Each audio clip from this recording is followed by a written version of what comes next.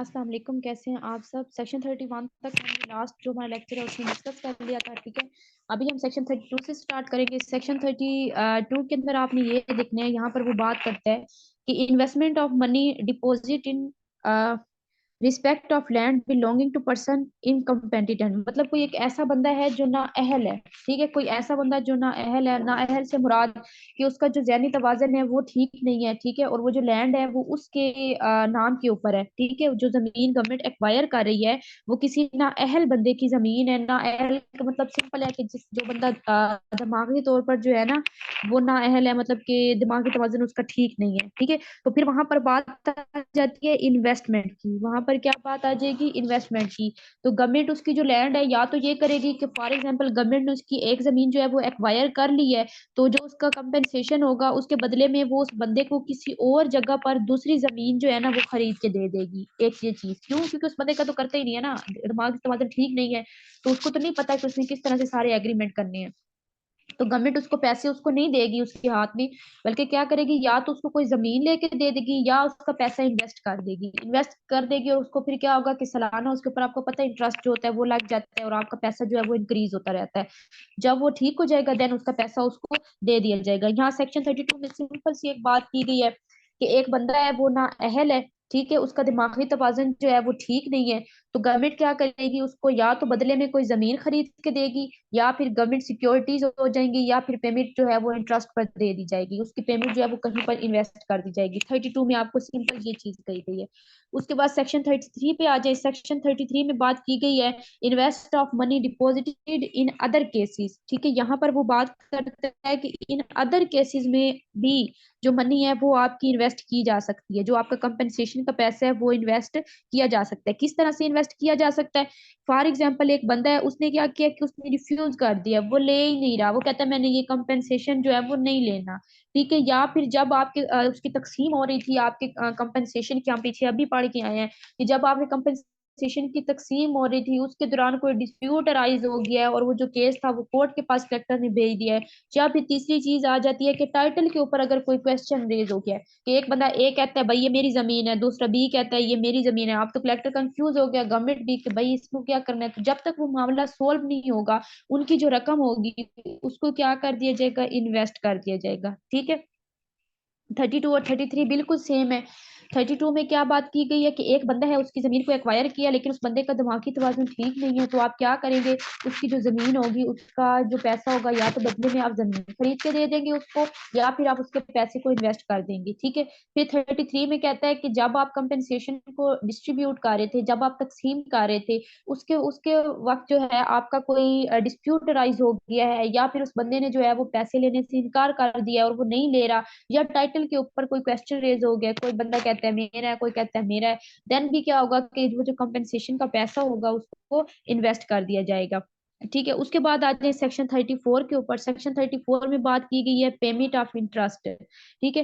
Payment of interest में क्या है कि एक शख्स है, उसकी जमीन है फॉर एग्जाम्पल 10 लाख की, ठीक है। अब जो गवर्नमेंट है ना उसने एग्रीमेंट तो सारा कर लिया है, लेकिन गवर्नमेंट के पास उस बंदे को देने के लिए फिलहाल पैसे नहीं है, ठीक है। यहाँ पर 34 में सिंपल सी बात की गई है कि एक बंदा है, ठीक है, उसके पास जमीन, उसकी जो जमीन है वो 10 लाख की है, गवर्नमेंट ने एक्वायर कर ली है, या आप इमेजिन कर लें कि एक कंपनी ने एक्वायर कर ली है, ठीक है। एक कंपनी ने एक्वायर किया, अब जो कंपनी है उसके पास उसको देने के लिए पैसा नहीं है, तो उसको वो क्या करेगी, पेंडिंग में रख देगी। पेंडिंग में कैसे रखेगी कि जब तक वो उसको अदा नहीं ना करेगी उसका पैसा, उसके पैसे के ऊपर इंटरेस्ट लगता रहेगा, ठीक है। उसका पैसा क्या होता रहेगा, बढ़ता रहेगा। और जब उसको वो पैसा 1 साल बाद 2 साल बाद अदा करी होगी, तो जितना भी उसके ऊपर उसका इंटरेस्ट लगा होगा वो सारा वो उसको अदा करेगी, ठीक है। यहाँ पे 34 के अंदर सिंपल बात की गई है, पेमेंट ऑफ इंटरेस्ट अपनी और मेरी लैंग्वेज में समझ लें तो ये कहा गया है कि अगर गवर्नमेंट या किसी कंपनी ने जमीन एक्वायर कर ली है लेकिन उनके पास देने के लिए अभी फिलहाल पैसे नहीं है, तो जब तक वो पैसे अदा नहीं करेंगे वो जो जमीन होगी उसके ऊपर इंटरेस्ट लगता रहेगा, और जब वो उसको पैसे अदा करेंगे तो वो जितना इंटरेस्ट लगा होगा वो एक्स्ट्रा भी उस बंदे को दिया जाएगा। यहाँ पर ये हो गई, ठीक है, कि पेमेंट के ऊपर क्या हो जाएगा, आपका इंटरेस्ट लगता रहेगा, क्योंकि आपने एन वक्त पे अदा नहीं की, और जब आप अदा करेंगे तो वो आप उसका जो सालाना उसके ऊपर लगता रहेगा वो भी आप उसको अदा करेंगे, ठीक है। फिर सेक्शन 35 आ जाता है। सेक्शन 35 में आता है temporary temporary occupation of waste और arable land procedure when difference as to compensation exist. अब यहाँ पर वो कह रहा है कि आपने आर्जी तौर पर किसी जमीन का कब्जा लेना है, ठीक है, कि आपने आर्जी तौर पर किसी जमीन का कब्जा लेना है, तो फिर आप दो पार्टीज के दरमियान किस तरह से एग्रीमेंट करवाएंगे। यहाँ पे आपको सेक्शन 35 बताता है कि आपने टेम्परेरी बेस पर किसी जमीन का कब्जा लेना है। फॉर एग्जाम्पल गवर्नमेंट ने कोई काम करना है और उसके लिए आप, यहाँ पर मैं आपको सिंपल एक एग्जाम्पल से समझा देती हूँ, इजीली समझ आ जाएगा। सिंपल चीज है कि गवर्नमेंट जो है ना वो एक जमीन है, ये जमीन है, इसको एक्वायर करना चाहती है, ठीक है, लेकिन गवर्नमेंट को इस जमीन को एक्वायर करने के लिए इस जमीन के लिए भी 2-3 साल की जरूरत है, इस जमीन की भी 2-3 साल की जरूरत है, तो उसको हम कहते हैं टेम्परेरी, ठीक है। तो आप गवर्नमेंट ने क्या करना है कि इस जमीन को टेम्परेरी इस पर कब्जा करना है, कुछ अरसे के लिए उसको ये जमीन चाहिए, ठीक है। तो आप यहाँ पर सेक्शन 35 बताएगा, फिर वो जो बंदा होगा, वो जो जिसकी जमीन होगी और जो गवर्नमेंट होगी, उन दोनों के दरमियान डील किस तरह से होगी, ठीक है। ये जो डील होगी ये कमिश्नर के थ्रू होगी। कमिश्नर क्या करेगा, जो है वो कलेक्टर को नोटिस भेजेगा, ठीक है, उसको बताएगा कि तुम जाओ जमीन का सर्वे करके आओ। जब वो सर्वे कर लेगा देन वो वहां पर अपना इश्तिहार लगा देगा। अब वो जो बंदा जिसके साथ आपने जमीन आपने खरीदनी है, ठीक है, उस बंदे के साथ कलेक्टर का कंपनसेशन तय हो जाएगा, उसके ऊपर एक नोटिफिकेशन लिखा जाएगा। उस नोटिफिकेशन में ये भी लिखा जाएगा कि हम आपकी ये वाली जो जमीन है इसको एक्वायर कर रहे हैं, आपने इस जमीन जो है उसका महीने के आपने पैसे लेने हैं कि आपको महीने का रेंट हम देते रहे, आपने सालाना लेने हैं या आपने इकट्ठे ही लेने हैं, ठीक है। ये सारा कुछ जो होगा वो आपको उस नोटिफिकेशन के अंदर तय हो जाएगा। देन उसके ऊपर आपका क्या हो जाएंगे, सिग्नेचर हो जाएंगे। 35 में सिंपल बात की गई है कि एक जमीन है, फॉर एग्जाम्पल आप उसको 3 साल के लिए एक्वायर करना चाहते हैं, कमिश्नर जो होगा वो कलेक्टर को नोटिस भेजेगा कि जाके फलां जमीन है उसका सर्वे करके आओ, जिस तरह से उसने पीछे करना है सर्वे का सारा वही तरीका है, ठीक है। वहां पर वो नोटिस भी दे देगा, जो उसका लैंडलॉर्ड होगा, मालिक होगा, जमीन का ओनर होगा। अब ओनर और जो कलेक्टर होगा उन दोनों के दरमियान कंपेंसेशन तय हो जाएगा कि भाई 3 साल के लिए हमें तुम्हारी जमीन चाहिए, इसका हम तुम्हें ये कंपेंसेशन दे रहे हैं, ठीक है। अब उसके लिए जो कलेक्टर होगा वो एक नोटिफिकेशन तैयार करेगा, उस नोटिफिकेशन के अंदर कलेक्टर ने लिखना है कि हम इस बंदे को महीने के पैसे दे रहे हैं, उस बंदे की मर्जी भी पूछी जाएगी, ठीक है, कि उसने सालाना पैसे लेने हैं, महीना पैसे महीने के लेने हैं, या फिर उसने इकट्ठे ही सारा कंपेंसेशन लेना है। तो वो सारा कुछ उस नोटिफिकेशन के अंदर लिख के देन उसके ऊपर वो जो कलेक्टर होगा वो अपने सिग्नेचर कर देगा, ठीक है। अब ये वाली बात आपने अपने जहन में रखनी है क्योंकि इसी के साथ आपका नेक्स्ट सेशन रिलेट करता है। नेक्स्ट में बात की गई है सेक्शन 36 में power to enter take possession and compensation. अब 35 में आपने कहा आर्जी तौर पर जमीन लेनी है, कमिश्नर ने कलेक्टर को कहा सर्वे करो, कलेक्टर ने सर्वे वगैरह करके उसने कंपेंसेशन तय कर लिया, उसने एक नोटिस भी लिख दिया, उसके ऊपर उसका डन हो गया कि भाई इस बंदे ने कहा है कि मैंने सालाना जो है ना इतने पैसे आपसे ना इस जमीन के लेते रहने हैं, ठीक है। अब हो गया सारा कुछ, इसका मतलब कि अब क्या हो गया कि कलेक्टर के पास पावर आ गई है। सिंपल सी चीज है, कलेक्टर के पास पावर आ गई है, क्यों आ गई है, क्योंकि नोटिफिकेशन तैयार हो गया, दोनों के दरमियान मुआयदा हो गया, ठीक है। तो आप 36 में सिंपल बात है कि कलेक्टर के पास पावर हो गई आ गई है, वो उस जमीन पर इंटर हो सकता है, उसके ऊपर पोजेशन कर सकता है और उसका जितना भी कंपेंसेशन है वो सारा तय करके उसको दे सकता है। क्यों, क्योंकि नोटिफिकेशन में ये सारी बातें लिख दी गई हैं। तो 36 में ये सिंपल सी चीज है और कोई बात नहीं है। फिर 36 में एक बात यहाँ पर और भी करता है कि अगर आपका मुआयदा खत्म होने वाला है, ठीक है, आपका मुआयदा खत्म हो जाता है और उस मुआयदे के खत्म होते वक्त वो 3 साल में आपसे वहां पर कोई नुकसान हो गया गवर्नमेंट से जमीन का, तो फिर आप कलेक्टर ने क्या करना है, उसको उस जमीन का जो कंपेंसेशन जो आपने नुकसान किया तो आप उस नुकसान के पैसे भी अदा करेंगे और फिर आप उन अफराद को जो जमीन के अंदर इंटरेस्टेड होंगे उनको उनकी जमीन भी बहाल करके दे देंगे। ये आपको सारा कुछ किसने बताया, सेक्शन 36 में। सेक्शन 36 में सिंपल बात की गई है कि सेक्शन 35 में जो नोटिफिकेशन कलेक्टर ने तैयार किया है वो उस नोटिफिकेशन के थ्रू जमीन पे एंटर हो सकता है, वहां पर पोजेशन भी ले सकता है। फिर कहता है कि अगर यहाँ पे एक प्रोवाइजो दी गई है उसमें ये कहा गया है कि अगर जमीन के ऊपर कोई नुकसान हो गया इन 3 साल में तो कलेक्टर उसका पैसे अदा करेगा और उसके बाद वो जो लोग उस जमीन के ऊपर इंटरेस्ट होंगे जिनकी वो जमीन थी उनको वो जमीन बहाल भी करके दे देगा, ठीक है। उसके बाद नेक्स्ट आ गए सेक्शन 37 की तरफ। सेक्शन 37 में बात की गई है difference as to condition of land, ठीक है। 37 में बात की गई है difference as to condition of land, ठीक है। अब यहाँ पर ये बात की गई है कि फॉर एग्जाम्पल मुद्दत जो है वो खत्म होने वाली है, और जो जमीन का हालत जो थी, ये जो आपका मुआहिदा था, उससे रिलेटेड आपके दरमियान और वो जो उस लैंड ओनर था उनके दरमियान कोई इख्तलाफात पैदा हो गए, कोई डिस्प्यूट राइज हो गया, तो फिर आप कलेक्टर क्या करेगा, वो जो केस होगा वो अदालत की तरफ रेफर कर देगा। यहाँ पे सिंपल है। 35 में आपने पढ़ा कि आपको इमरजेंसी लैंड चाहिए, उसके लिए आपने क्या करना है, कमिश्नर जो है वो कलेक्टर को कहेगा, कलेक्टर वहां पे सारा वो सर्वे वगैरह करके उसके साथ कंपनसेशन तय करके एक नोटिफिकेशन तैयार कर देगा। अकॉर्डिंग टू सेक्शन 36 उस नोटिफिकेशन के मुताबिक जो कलेक्टर है वो वहां पर जाके जमीन के अंदर दाखिल हो सकता है, पोजीशन ले सकता है। ठीक है। फिर सेक्शन 37 में कहता है कि अब जब मुदत खत्म हो गई है, 3 साल का अरसा पूरा हो चुका है, 3 साल में एग्जाम्पल के लिए बोल रही हूँ, ठीक है। ये तो अब गवर्नमेंट को पता ना कि एक जमीन वो एक्वायर कर रही है तो उसको वो जमीन कितने साल के लिए चाहिए आर्जी तौर पर। तो मैंने ये जो बात मैं बार बार अंदर 3 साल की कर रही हूँ वो एज ए एग्जाम्पल। ठीक है। तो यहाँ पर सेक्शन 37 कहते हैं कि अब वो आपका जो 3 साल का पीरियड है वो खत्म हो गया है, तो जमीन की हालत को लेकर या जो आपका एग्रीमेंट हुआ था उस मालिक के साथ, ओनर के साथ, उसके दरमियान उन दोनों को लेकर आपका कोई डिस्प्यूट राइज हो गया है, तो कलेक्टर ने सिंपल वो उसके मामले में नहीं पढ़ना, उसने क्या करना है, उसने उस मामले को कोर्ट के पास रेफर कर देना है। यहाँ पर ये आपको कहते हैं सेक्शन 37। ठीक है। उसके बाद सेक्शन 38 पे आ जाए, तो सेक्शन 38 जो है ना उसमें बात की गई है, कंपनी में be authorise to enter and survey. अब यहाँ पर बात की गई है कि फॉर एग्जांपल एक कंपनी है और वो कंपनी जो है ना वो कोई जमीन है उसको एक्वायर करना चाहती है, और वो कंपनी, तो फिर उसको वो जो कंपनी होगी ना उसको जो आपकी पीजी का मतलब ये है कि प्रोविजनल गवर्नमेंट, प्ले ग्रुप भी ना समझ लीजिएगा, ठीक है।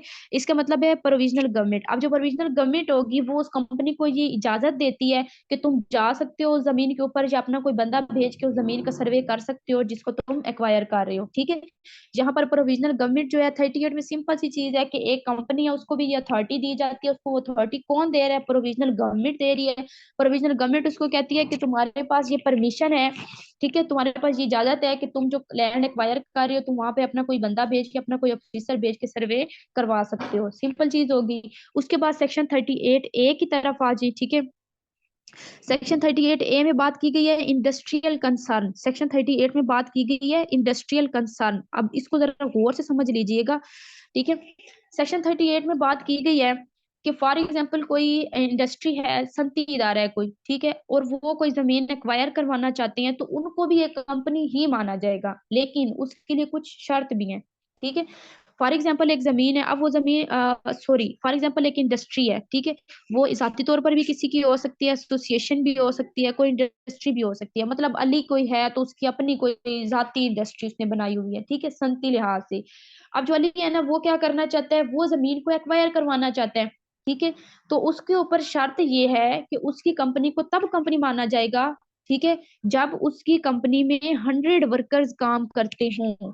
तो यहाँ पर आपने ये बात याद करनी रखनी है कि जब भी सेक्शन 38A की बात आएगी, वहां पर बात की गई है इंडस्ट्रियल कंसर्न, कि कोई सनती इदारा है और वो अपने किसी मकसद के लिए जमीन एक्वायर करवाना चाहता है, तो उसको भी कंपनी ही माना जाएगा, उसको भी जमीन एक्वायर करवा के दी जाएगी, बशर्त ये कि उस कंपनी के अंदर, उस इंडस्ट्री के अंदर 100 वर्कर काम करते हो। ठीक है। एक ये चीज।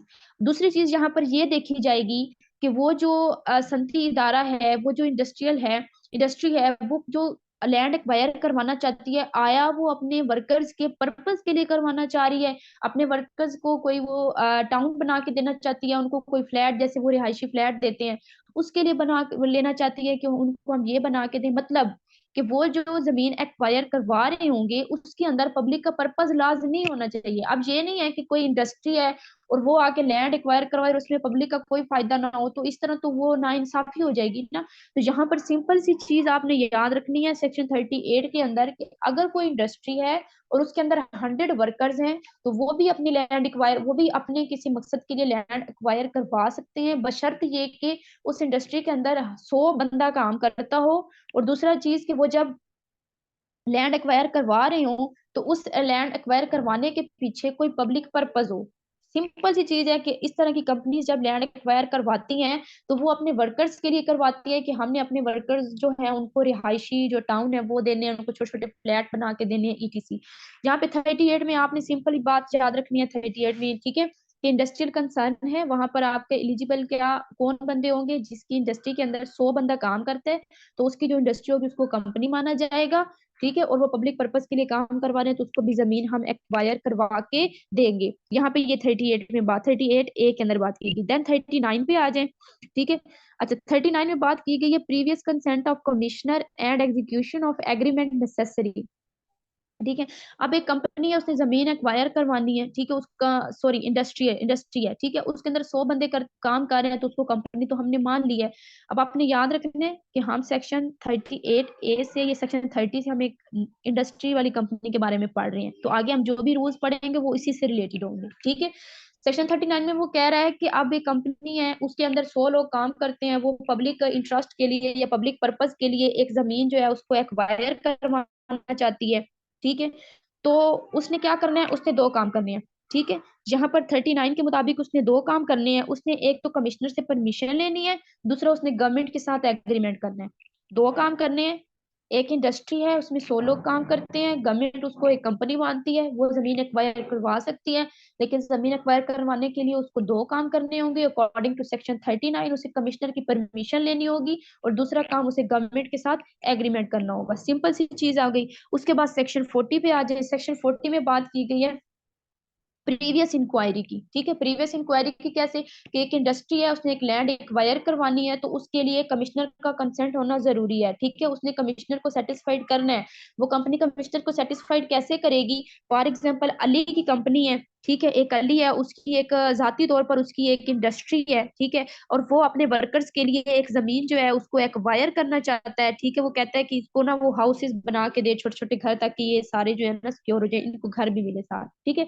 अब उसके लिए लैंड एक्वायर करवाना चाहते हैं तो वो क्या करेगा, वो जो कमिश्नर होगा उसको वो एक एप्लीकेशन लिखेगा, उस एप्लीकेशन में वो सारी बातें मेंशन करेगा जितनी भी डिटेल होंगी। फिर साथ वो ये भी मेंशन करेगा कि वो जो लैंड एक्वायर करवा रहा है उसके ऊपर वो कितना कंपेंसेशन दे रहा है। जो अली है वो अपने वर्कर्स के पर्पस के लिए, पब्लिक पर्पस के लिए एक लैंड एक्वायर करवाना चाहता है और उसके ऊपर वो इतना कंपेंसेशन दे रहा है, वो सारी डिटेल वो एक एप्लीकेशन में लिखेगा और वो एप्लीकेशन वो कमिश्नर को देगा। अगर कमिश्नर उसके उससे सेटिस्फाइड हो जाता है तो कमिश्नर जो होगा वो कलेक्टर को, कमिश्नर खुद भी कर सकता है, कलेक्टर को भी कह सकता है या किसी और ऑफिसर को भी कह सकता है। कमिश्नर की मर्जी है, वो खुद उसके ऊपर रिपोर्ट तैयार करे, कलेक्टर को कह दे कि तुम रिपोर्ट तैयार करो या किसी और ऑफिसर को कह दे कि तुम इसके ऊपर रिपोर्ट तैयार करो, ठीक है। आप फर्ज कर ले कि कमिश्नर क्या करता है, कमिश्नर ने कलेक्टर को कहा कि आप इसके ऊपर क्या करो, एक रिपोर्ट तैयार करो, ठीक है। उस रिपोर्ट में आपने क्या करना है, आप जाके जमीन का सर्वे करें, आप ये भी पता करें कि ये जो कंपनी बात कर रही है कि हम पब्लिक पर्पस के लिए ये लैंड एक्वायर करें, आया वो सच है या नहीं है। अगर वो सब कुछ ठीक है, वो सब कुछ डन है, तो आप एक रिपोर्ट तैयार करके मुझे दें। अब यहाँ तक आपने सिंपल यही चीज याद रखनी है, जहां तक बात हुई रिपोर्ट तैयार करने की, ठीक है। यहाँ पे हमने 40 में, सेक्शन 40 में क्या बात की है, कंपनी ने एप्लीकेशन सबमिट कराई कमिश्नर को, कमिश्नर से सेटिस्फाइड हो गया, कमिश्नर ने किसी भी बंदे को कह दिया, हमने फर्ज कर लिया कलेक्टर को कह दिया कि भाई इसने जो एप्लीकेशन दी है तुम उसका जरा मुआयना करो, जांच पड़ताल करो, चेक करो, जो जो बातें कर रही हैं वो ठीक है, जो एप्लीकेशन में लिखी गई है वो ठीक है, अगर ठीक है उसके लिए एक रिपोर्ट तैयार करो, वो रिपोर्ट तैयार करके देन मेरे पास आओ। अब आप रिपोर्ट तक आपकी बात क्लियर होगी, ठीक है। अब हम चलते हैं सेक्शन 41 की तरफ, ठीक है। अच्छा, अब सेक्शन 41 आ जाता है। सेक्शन 41 में बात की गई है agreement with provisional government, PG का मतलब प्रोविजनल गवर्नमेंट, ठीक है, एग्रीमेंट विद प्रोविजनल गवर्नमेंट। अच्छा, अब यहाँ पर क्या बात की, पीछे हमने बात की कि रिपोर्ट तैयार हो गई है, अब रिपोर्ट कमिश्नर के पास चली गई। कमिश्नर क्या हुआ, कमिश्नर ने कहा भाई कलेक्टर ने जो रिपोर्ट तैयार की है मैं इससे सेटिस्फाइड हो गया हूँ। अब कमिश्नर कंपनी को कहेगा कि जाके गवर्नमेंट के साथ, प्रोविजनल गवर्नमेंट के साथ एग्रीमेंट करो, ठीक हो गया। कंपनी कमिश्नर के पास आई, उसने कमिश्नर को सेटिस्फाइड किया, कमिश्नर ने कलेक्टर को कहा रिपोर्ट तैयार करो, कलेक्टर ने रिपोर्ट तैयार करके देन कमिश्नर को दी, कमिश्नर उससे सेटिस्फाइड हो गया कि हाँ ठीक है। देन कंपनी ने क्या करना है, जब कमिश्नर को सेटिस्फाइड कर लेना है उसके बाद कंपनी ने प्रोविजनल गवर्नमेंट के साथ एक एग्रीमेंट तय करना है। उस एग्रीमेंट के अंदर वो प्रोविजनल गवर्नमेंट को भी हर चीज लिख के देगी, कहेगी, उसमें बताएगी पेमेंट कितनी है, किस जमीन को एक्वायर कर रहे हैं, रकबा कितना है, ठीक है, उसमें टर्म एंड कंडीशंस कितनी हैं, उसमें जो वर्कर्स जिनके लिए वो ये जमीन एक्वायर कर रहे हैं उसको क्या क्या फैसिलिटीज देना चाहते हैं, ईच एंड एवरीथिंग उसने क्या करना है उस एग्रीमेंट के अंदर लिखकर पेश करना है प्रोविजनल गवर्नमेंट को, ठीक है। जहां पर सेक्शन 41 के अंदर सिंपल सी चीज यही बात की गई, पीछे आपने पढ़ा कमिश्नर ने कलेक्टर से रिपोर्ट तैयार करवाई, अब कमिश्नर तो सेटिस्फाइड हो गया है।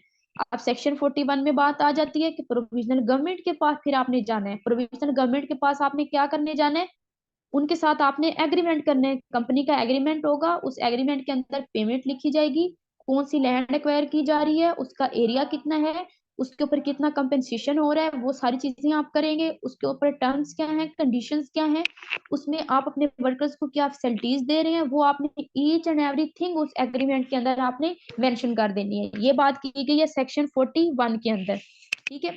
अब आ जाए सेक्शन 42 के ऊपर। सेक्शन 42 में कहता है पब्लिकेशन ऑफ एग्रीमेंट। सेक्शन 42 में क्या कहता है, पब्लिकेशन ऑफ एग्रीमेंट, मतलब कि जो प्रोविजनल गवर्नमेंट का और जो कंपनी का एग्रीमेंट हुआ था उसको क्या करें, उसको आप पब्लिश करने का टाइम देखिए स्टेप बाय स्टेप चल रहा है। अगर चीजें आपके माइंड में रहेंगी तो आपको याद रहेंगी। स्टेप बाय स्टेप कंपनी से उसने स्टार्ट किया, इंडस्ट्रियल कंपनी से अब उसी चीज को आगे लेके जा रहे हैं। जब उसका क्या हुआ, गवर्नमेंट के साथ एग्रीमेंट तय हो गया है, तो अकॉर्डिंग टू सेक्शन 42 आप उसको क्या करें, पब्लिश कर दें, ठीक है। उसको ऑफिशियल गजेट में भी पेश किया जाएगा, ऑफिशियल गजेट में भी लिखा जाएगा और उसको आप पब्लिश करवा देंगे। फिर आ जाए सेक्शन 43 की तरफ। सेक्शन 43 में बात की गई है कि section 39 to 42, section 39 to 42 not applied where government bound by agreement, ठीक है। अब यहाँ पर कह रहा है कि जो सेक्शन 39 और सेक्शन 39 से लेकर सेक्शन 42 है ना, वो वाला अप्लाइड नहीं होगा जहां पर गवर्नमेंट जो है वो किसी एग्रीमेंट के अंदर बाउंड होगी, ठीक है। एग्रीमेंट के अंदर कैसे बाउंड होगी, मैं यहाँ पर एक सिंपल सी एग्जांपल आपको देती हूँ। फॉर एग्जांपल, आपने एक जमीन एक्वायर करनी है रेलवे कंपनी के लिए, आपने एक जमीन एक्वायर करनी है रेलवे कंपनी के लिए, ठीक है। तो अब जो रेलवे वो तो गवर्नमेंट की जिम्मेदारी है, तो उसके लिए जो गवर्नमेंट होगी वो बाउंड होगी, उसके लिए ना कमिश्नर की परमिशन की जरूरत है ना किसी चीज की परमिशन की जरूरत है। गवर्नमेंट ने वो जमीन एक्वायर करवा के देनी है चाहे जो मर्जी हो जाए, क्यों, क्योंकि वो तो लैंड रेलवे के लिए बनाई जा रही है। तो यहाँ पे 43 में सिंपल सी चीज आपने याद रखनी है कि जिन एग्रीमेंट के ऊपर गवर्नमेंट बाउंड होती है उनके ऊपर सेक्शन 39 से 42 जो है वो अप्लाई नहीं होंगे। सेक्शन 39 टू 42 जो है वो वाले जितने भी सेक्शन है वो उन जगह पर अप्लाई नहीं होंगे जहां पर गवर्नमेंट बाउंड है। गवर्नमेंट बाउंड कैसे है कि गवर्नमेंट किसी सरकारी जगह के लिए कोई जमीन ले रही है, जैसे रेलवे के लिए अगर किसी कंपनी ने जमीन लेनी है तो गवर्नमेंट बाउंड है, मजबूर है, उसने लेके देनी है, ठीक है। तो यहाँ पर क्या होगा, आपके वो जो केस होंगे कि आप कमिश्नर से परमिशन लो, वो करो, ये करो, तो वो सारे आपके यहाँ पर नहीं होंगे, ठीक है। किसी से परमिशन लेने की यहाँ पे जरूरत नहीं होगी। उसके बाद आ जाए सेक्शन 43A की तरफ। तो सेक्शन 43A में बात की गई है रिस्ट्रिक्शंस ऑन ट्रांसफर, ठीक है। सेक्शन 43A में बात की गई है रिस्ट्रिक्शंस ऑन ट्रांसफर। अब यहाँ पर ये बात की है कि एक कंपनी है उसने लैंड एक्वायर कर ली है, तो कंपनी को ये इजाजत हरगिज नहीं है कि उसने जो लैंड एक्वायर किया उसको वो आगे बेच दे, ठीक है। सिंपल याद रख लेना है 43A के अंदर, और कोई बात नहीं की गई है, सिंपल सी बात की गई है कि अगर कोई कंपनी है उसने एक लैंड को एक्वायर किया है और अब जिस लैंड को उसने एक्वायर कर लिया तो वो ना तो उसको बेच सकती है ना उसको किसी को गिफ्ट कर सकती है, ठीक है।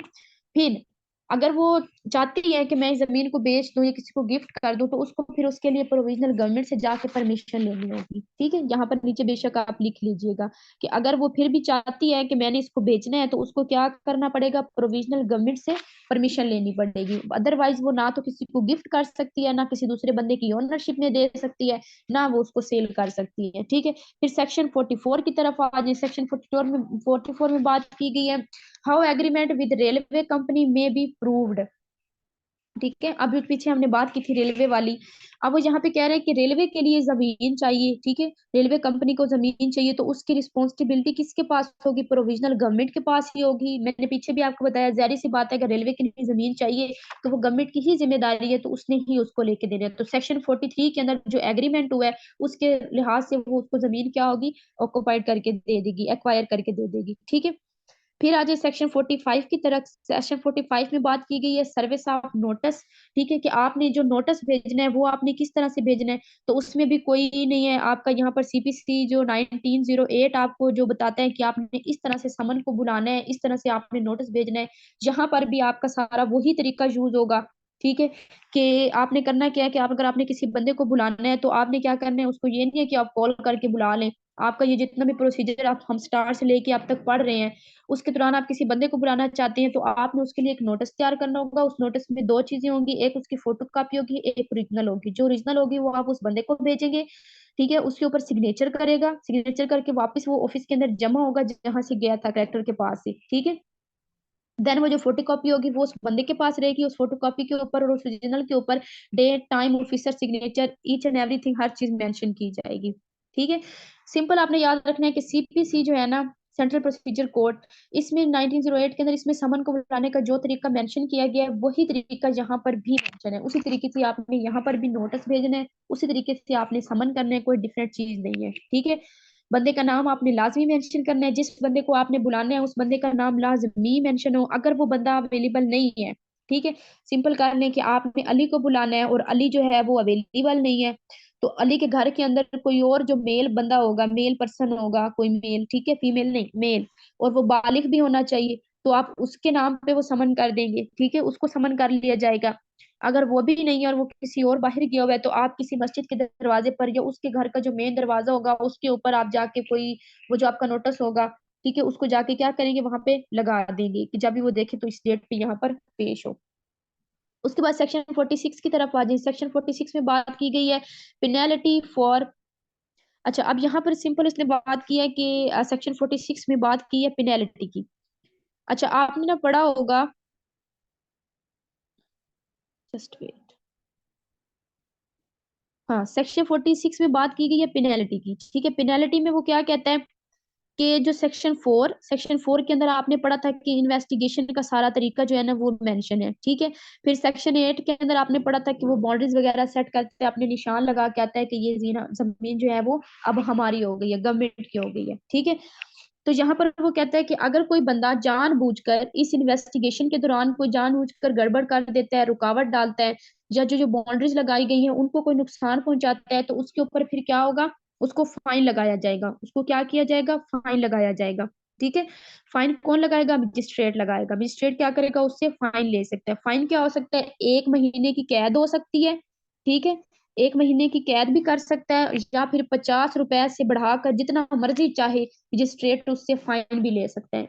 कोई भी बंदा अकॉर्डिंग टू सेक्शन 46, कोई भी बंदा अगर इन्वेस्टिगेशन के दौरान कोई रुकावट क्रिएट करे जानबूझ के, या फिर उसने जो बाउंड्रीज वगैरह सेट की है उसने उसको नुकसान पहुंचाया है, तो उसके ऊपर जो क्या करेगा मजिस्ट्रेट होगा, वो उसके ऊपर फाइन लगा देगा, उसको सजा देगा, पेनल्टी हो जाएगी। या तो उसको 1 महीने की सजा दी जाएगी या उसके ऊपर 50 रुपए से ज्यादा जितना का वो चाहे फाइन कर सकते हैं, या अगर मजिस्ट्रेट चाहे तो वो दोनों काम इकट्ठे भी कर सकते हैं, ठीक है। उसके बाद आगे आ जाए सेक्शन 47 की तरफ।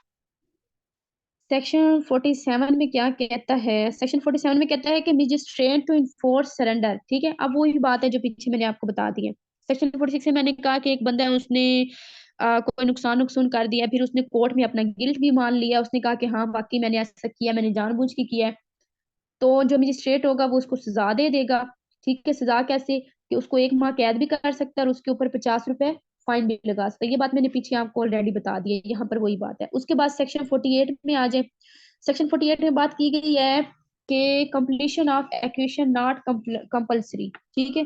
सेक्शन 48 में कहता है कि जो सेक्शन 36 में बात की गई थी ना कि टेम्परेरी लैंड लेनी है, तो जो सेक्शन 48 है वो सेक्शन 36 के ऊपर लागू नहीं होगा। यहाँ पर पहले तो आप ये अपने नोट्स में मेंशन कर लें, ठीक है, कि जो सेक्शन 48 है वो सेक्शन 38 पर लागू नहीं होगा। सेक्शन 38 पर लागू क्यों नहीं होगा, क्योंकि सेक्शन 36 में क्या था कि हमने टेम्परेरी लैंड ली थी और वो तो हमें इमरजेंसी में चाहिए ना, तो वहां पर आपकी ये वाली जो एक्ट है, ये वाला जो सेक्शन है, ये वाला लागू वहां पर नहीं होगा। उसके अलावा बाकी जगह पे होगा। बाकी जगह पे कैसे होगा कि फॉर एग्जाम्पल जो गवर्नमेंट है, ठीक है, फॉर एग्जाम्पल गवर्नमेंट ने जो जमीन है वो ली है, ठीक है, कोई जमीन ली है। अब जमीन पे क्या किया है कि मैं यहाँ पर आपको सिंपल सा समझा देती हूँ एक एग्जाम्पल के थ्रू, ठीक है। सेक्शन 48 आपने याद रखना है, सेक्शन 36 के ऊपर लागू नहीं होता। सेक्शन 36 में टेम्परेरी लैंड ली थी तो उसके ऊपर ये वाला लागू नहीं होता, बाकी के ऊपर होता है, ठीक है। बाकी भी ये बात की गई है कि गवर्नमेंट ने ये एक जमीन ली है। अब जो गवर्नमेंट ने इस जमीन पर काम करा, एक स्कूल बनाया है ना, इतना स्कूल बना लिया, ठीक है। अब ये वाली जो जमीन बच गई है, तो जो कमिश्नर है वो इस जमीन को विड्रा करा सकता है। सिंपल सी बात की गई है। अगर आप स्टेटमेंट देखें तो लगेगा पता नहीं क्या इतना मुश्किल लिखा हुआ है। सेक्शन 48 में सिंपल बात की गई है कि गवर्नमेंट ने एक जमीन एक्वायर करवाई है, लेकिन उस जमीन का पार्ट है वो बच गया है, तो कमिश्नर क्या करेगा, उस जमीन को विड्रा करा लेगा, ठीक है। लेकिन अगर उस जमीन पर कोई डैमेज हुआ है, कोई नुकसान हो गया है, तो वो उसका कंपेंसेशन भी अदा करेंगे और उसको विड्रा भी करा सकते हैं। सिंपल सी चीज यहाँ पर बात की गई है, ठीक है, सेक्शन 48 के अंदर। फिर सेक्शन 49 पे आ जाए। अभी फिर आपका जो टाइम है वो अप होने वाला है। सेक्शन 49 में कहता है कि acquisition of part of houses or building, कि अगर आप जमीन जो है उसको एक्वायर करवा रहे हैं और उसके अंदर कोई घर आ जाता है या कोई बिल्डिंग आ जाती है, या ठीक है, तो क्या आप उसका कोई छोटा सा पार्ट जो है उसको एक्वायर करवा सकते हैं?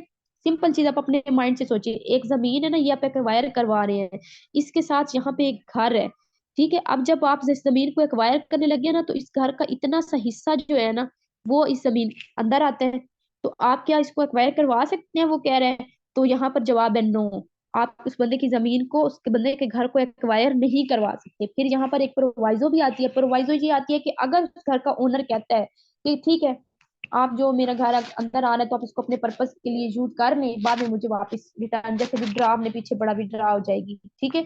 लेकिन फिर आप थोड़े से पार्ट को नहीं कर सकते। ये नहीं है ना कि अब एक घर है तो उसका आप इतना सा पार्ट जो है उसको आप यूज में लेके आए, ऐसा नहीं होगा। अगर आपने उसको फिर लेना है अपने यूज में, आपने उसको एक्वायर करना है, तो आप वो पूरे का पूरा घर ही एक्वायर करेंगे, ठीक है। फिर उस घर को हो सकता है कि गवर्नमेंट को अपने पर्पस पूरा करने के लिए उसको गिराना पड़े, ठीक है, उसकी तामीर को। तो गवर्नमेंट जो जो गिराएगी ना, तो उसके बदले में वो सारा कंपनसेशन उस बंदे को अदा करेगी, उस घर के ओनर को, ठीक है। वो सारा यहाँ पर क्या करेगी, अदा करेगी। यहाँ पर ये बात की गई।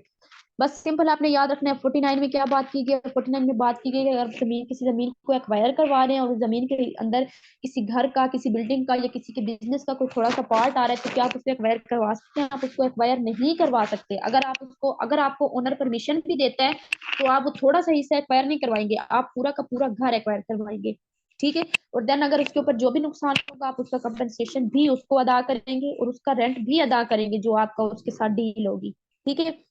अच्छा, उसके बाद आ जाए सेक्शन 50 के ऊपर। सेक्शन 50 में बात की गई है कि acquisition of land at cost of a local authority or company, ठीक है।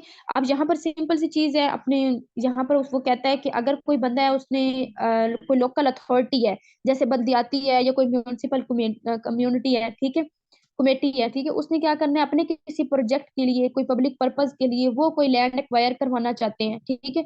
तो उन्होंने क्या करना है, कमिश्नर से अप्रूवल लेनी है पहले। तो फिर कमिश्नर जो उन्हें अप्रूवल देगा तो क्या कहेगा कि इस जमीन के ऊपर जितने भी टैक्स है ना, वो आप खुद अदा करेंगे। अब ये बात यहाँ पर आपके माइंड में एक क्वेश्चन भी आएगा, वो भी मैं आपका अभी बता देती हूँ। अब यहाँ पर ये बात की गई है 50 के अंदर कि कोई लोकल अथॉरिटी है और वो किसी जमीन को एक्वायर करवाना चाहती है, तो वो कमिश्नर जो है ना, वो उसको अप्रूवल देगा, लेकिन उसको कहेगा कि जितने भी टैक्स इस जमीन के ऊपर होंगे वो तुमने खुद पे करने हैं, ठीक है। लेकिन फिर यहाँ पर एक प्रोवाइजो भी आती है। प्रोवाइजो ये आती है कि सेक्शन 18 जो है, ठीक है, उसमें हमने बात की थी कि रेफरेंस जो है वो भेजी जाती है। हमने सेक्शन 18 में क्या बात की थी कि एक रेफरेंस जो है वो भेजी जाती है। अब यहाँ पर फॉर एग्जांपल जो ये लोकल अथॉरिटी है, ये कोर्ट को रेफरेंस भेजना चाहती है, तो वो रेफरेंस किसके थ्रू भेजेगी, कलेक्टर के थ्रू, वरना नहीं भेज सकती, ठीक है। उसने रेफरेंस किस तरह से भेजनी है, कलेक्टर के बिहाफ पर उसने कोर्ट के अंदर रेफरेंस दायर करनी है। ये चीज मैं पीछे भी पढ़ा चुकी हूँ, इसको छोड़ दे। बस आप सिंपल याद रखें, सेक्शन 50 के अंदर ये बात की गई कि अगर कोई लोकल अथॉरिटी अपने किसी काम के लिए, किसी पब्लिक पर्पज के लिए कोई लैंड एक्वायर करवाना चाहती है, तो कमिश्नर उसको कहेगा कि जमीन के जो टैक्स होंगे वो भी तुम खुद ही पे करोगी, ठीक है। अब यहाँ पर अपने माइंड में रखें, पीछे हमने कहा अगर गवर्नमेंट किसी पर्पज के लिए जमीन, हम सारा स्टार्ट से यही तो पढ़ रहे हैं, तो उसमें जब टैक्सेस की बात आती है तो गवर्नमेंट खुद टैक्स अदा करती है, ठीक है। तो यहाँ पर वो कह रहा है कि गवर्नमेंट टैक्स अदा नहीं करेगी, जो कंपनी एक्वायर कर रही है ना जमीन को, ठीक है, जो लोकल अथॉरिटी एक्वायर करवाना चाहती है, फिर टैक्स भी उसने खुद ही पे करने हैं, ठीक है। फिर सेक्शन 51 के ऊपर आ जाए। सेक्शन 51 में बात की गई है exemption from stamp duty and fees, ठीक है। यहाँ पर बात की गई है स्टैंप ड्यूटी एंड फीस की। यहाँ पर कहते हैं कि कोई लैंड है वो एक्वायर करवानी है, ठीक है। कोई लैंड है वो एक्वायर करवानी है, गवर्नमेंट ने करवानी है या कंपनी ने करवानी है, ठीक है। तो गवर्नमेंट, या अब ऊपर हमने क्या पढ़ा, अगर लोकल अथॉरिटी कोई लैंड एक्वायर करवाना चाहती है तो लोकल अथॉरिटी खुद उसके टैक्स अदा करेगी उस जमीन के जो वो एक्वायर करवाने जा रही है, ठीक है। लेकिन 51 में फिर उसने ये बात भी क्लियर कर दी है कि अगर गवर्नमेंट, जब कोई कंपनी कोई जमीन एक्वायर करवा रही है तो गवर्नमेंट उस जमीन का टैक्स अदा नहीं करेगी, जिस बंदे की जमीन थी वो खुद उसके टैक्स अदा करेगा, ठीक है। अच्छा, उसके बाद 52 के ऊपर आ जाए, दोनों एक जैसे थे, इसमें कोई कंफ्यूजन वाली बात नहीं थी। सेक्शन 52 में आ जाए, सेक्शन 52 में बात की गई है, यहाँ पे सेक्शन 52 में बात की गई है, notice in case of suit for anything done in pursuance of act, ठीक है। सेक्शन 52 के अंदर वो कहता है कि लैंड ऑफिस, एक लैंड है, ठीक है, उसको आप एक्वायर करना चाहते हैं, तो उसके दरमियान जितनी भी प्रोसीडिंग होगी, ठीक है, या जो कुछ भी हुआ है, उसमें एक बंदा है वो आके कहता है कि ये जो आपने ऑफिसर की लगाया है ना, ये जो ऑफिसर है ना, इसने क्या किया है कि इसने ये लॉ के अगेंस्ट किया है, इसने गलत काम किया है, ठीक है। ये जो ऑफिसर जो इसके ऊपर काम कर रहा था वो लॉ के अगेंस्ट गया है। सिंपल चीज 52 में बात की गई है कि एक ऑफिसर है जो उसके ऊपर काम कर रहा है, अगर तो उसने लॉ तोड़ा है, लॉ के अगेंस्ट गया है, तो जो एग्रीव्ड पर्सन होगा वो 30 डेज के अंदर अंदर उस ऑफिसर को नोटिस भेजेगा कि भाई तुमने कानून तोड़ा है, तुमने मेरे साथ नाइंसाफी की है, ठीक है। यहाँ पर ये बात की गई है। उसके बाद सेक्शन 53 के ऊपर आ जाए, सेक्शन 53 में बात की गई है, code of civil procedure to apply proceeding before court, ठीक है। अब यहाँ पर क्या बात की गई है कि code of civil procedure to apply to, जब जो भी आपने कोर्ट के अंदर प्रोसीडिंग होगी वो आपकी सारी किस तरह से होगी, सीपीसी 1908 के तहत। ये मैंने पीछे भी बता दिया था कि प्रोसीडिंग का जितना भी तरीका होता है, ठीक है, आपने एक अपील कर दिया कोर्ट के अंदर, उसके ऊपर जितना भी प्रोसीडिंग का तरीका होगा वो सारा सिविल प्रोसीजर कोर्ट के मुताबिक जिस तरह से वो करता है वैसे ही होगा। फिर सेक्शन 54 में आ जाता है कि अपील, आप अपील कहाँ कहाँ पे कर सकते हैं, आप अपील हाई कोर्ट में कर सकते हैं, हाई कोर्ट के फैसले से अगर आप सेटिस्फाइड नहीं है तो आप अपनी अपील जो है वो सुप्रीम कोर्ट में भी कर सकते हैं, ठीक है। फिर हमारे पास लास्ट आ जाता है सेक्शन 55। सेक्शन 55 में बात की गई है पावर टू मेक रूल्स, के पावर रूल्स बनाने की पावर किसके पास होती है, वो प्रोविजनल गवर्नमेंट के पास होती है कि वो ऑफिसर्स के लिए रूल्स बना सकता है। या जो जितना भी आपने एक्ट पढ़ा है, इस एक्ट के अंदर जितनी भी बातें की गई हैं उसमें अगर कोई चेंजिंग करनी है, कुछ करना है, तो वो सारे जो पावर है वो प्रोविजनल के गवर्नमेंट के पास है कि वो ऑफिसर्स के रूल बनाने वाली पावर भी बना सकती है, उसको रूल्स बना के दे सकती है। किसी एक्ट के अंदर कोई, किसी सेक्शन के अंदर सॉरी, अगर कोई चेंजिंग करनी है तो वो भी कर सकती है, ठीक है। हमारा एक्विजिशन एक्ट जो है वो कंप्लीट हो गया। लास्ट में मैंने थोड़ा जल्दी जल्दी पढ़ाया क्योंकि टाइम अप हो गया था। अगर आपको किसी चीज की समझ नहीं आए, आप मेरे से कमेंट में पूछ लीजिएगा, या आप मुझे जो है ना व्हाट्सअप कर लीजिएगा, ठीक है। व्हाट्सअप कर लीजिएगा, वो ज्यादा बेहतर है, वहां पे आपको समझा दूंगी, ठीक है। नंबर में लिख रही हूँ 03221801 622, ठीक है। ये नंबर है, अगर आपको किसी चीज की समझ नहीं आए तो आप व्हाट्सएप पे मेरे से कॉन्टेक्ट कर लीजिएगा, 03221801 622। अपना ख्याल रखिएगा, दुआओं में याद रखिएगा। अल्लाह हाफिज।